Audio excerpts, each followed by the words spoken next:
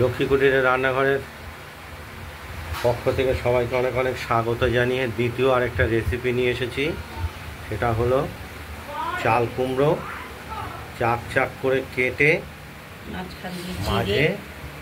মাঝখান দিয়ে চিড়ে মাঝখানটা চিড়ে তার মধ্যে এই লঙ্কা পোস্ত বাটা পুর ভরে, এই লঙ্কা পোস্তটা আপনারা দেখতে পাচ্ছেন, এটা বেটে রাখা হয়েছে আগে।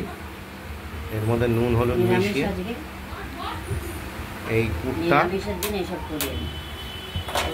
এই চাল কুমড়োর মাঝে ভরে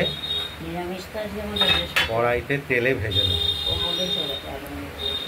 আর আজকে যেহেতু নিরামিষ, আজকে কোনো আমিষ খাবার থাকবে না, এগুলোই হবে।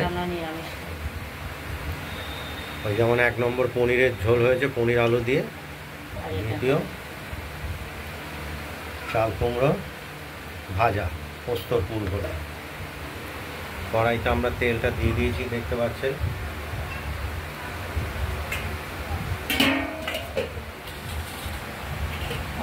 আর এই মশলাটা বেটে রেখেছি, এটার মধ্যে নুন হলুদ দিয়ে কিছু মিষ্টিও ব্যবহার করা হয়েছে।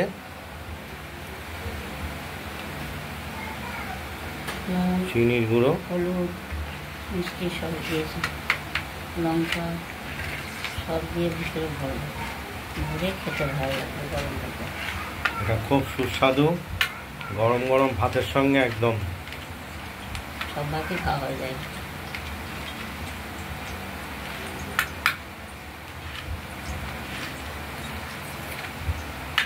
খুব সুন্দর একটা রেসিপি।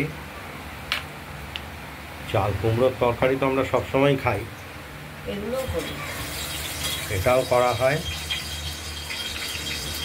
এই যে চাল কুমড়োগুলো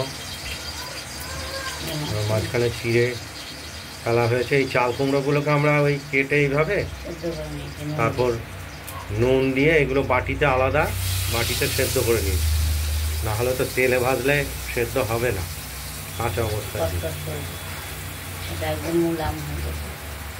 এগুলো একদম মুলাম হবে, খেতেও দারুণ।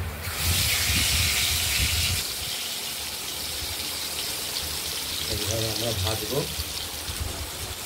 একটু টপিট লাল করে একটু ভেজে নিলে হয়ে গেল তৈরি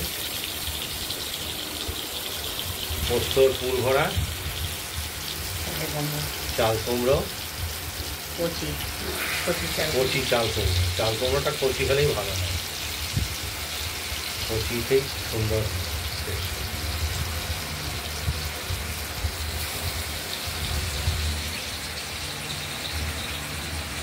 এক এক করে সবগুলোকে আমরা পুরো ভরে নেব।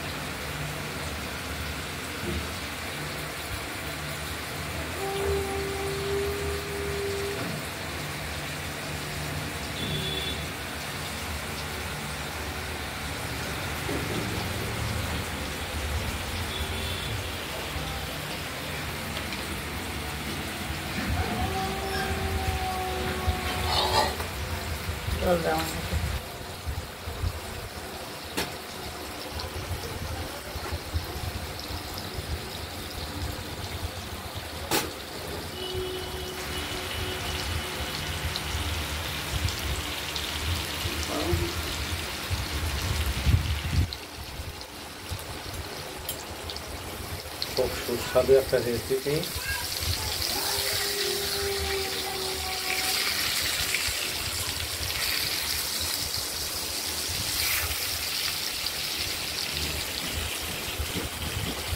বেশি কড়া করে না ভাজলেও চলবে, কারণ সেদ্ধ কড়াই তো আছে।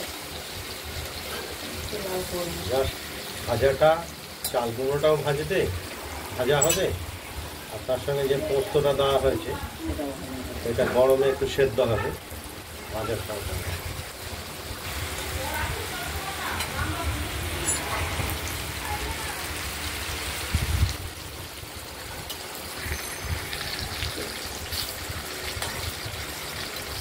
এগুলো সবগুলোই উল্টে দেবে আর একটু ভাজা হবে।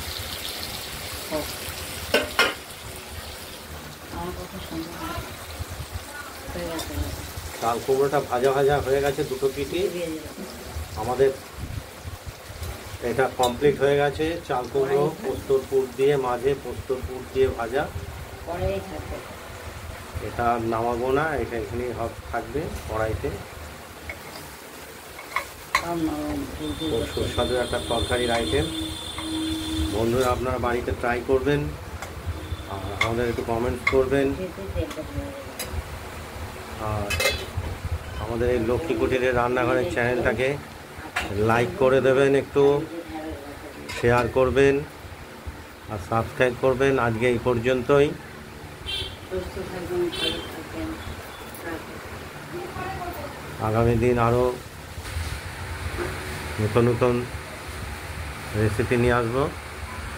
এই পর্যন্ত।